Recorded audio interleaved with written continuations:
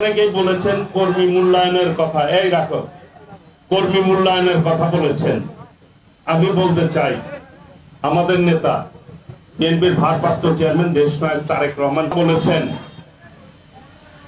এই 17 বছর যারা প্রথম সারিতে থেকে শুরু করে শেষ সারি পর্যন্ত মিছিলে ছিল, নতুন যারা আসবেন ওই পিছনে যে ছিল তার পিছনে তাদের থাকতে হবে। আমি বলতে চাই, আমি অনেক জায়গায় বলি A category, B category, C category.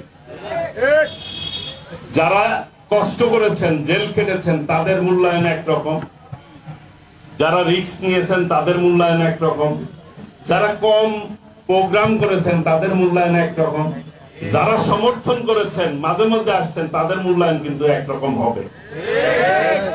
আমাদের নেতা বিএনপির ভারপ্রাপ্ত চেয়ারম্যান দেশনায়ক তারেক রহমান কিন্তু গোপালপুরে বক্তব্য রেখেছেন, টাঙ্গাইলেও বক্তব্য রেখেছেন, বিভিন্ন জায়গায় বক্তব্য রাখেন।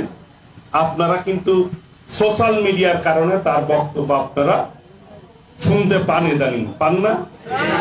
হাইকোর্ট ফ্যাসিস্ট সরকার, খুনি সরকার তার বক্তব্য বন্ধের নির্দেশ দিয়েছিল সরকারের নির্দেশে। এখন কিন্তু টেলিভিশনগুলিতেও আমাদের নেতার বক্তব্য আপনারা শুনতে পান।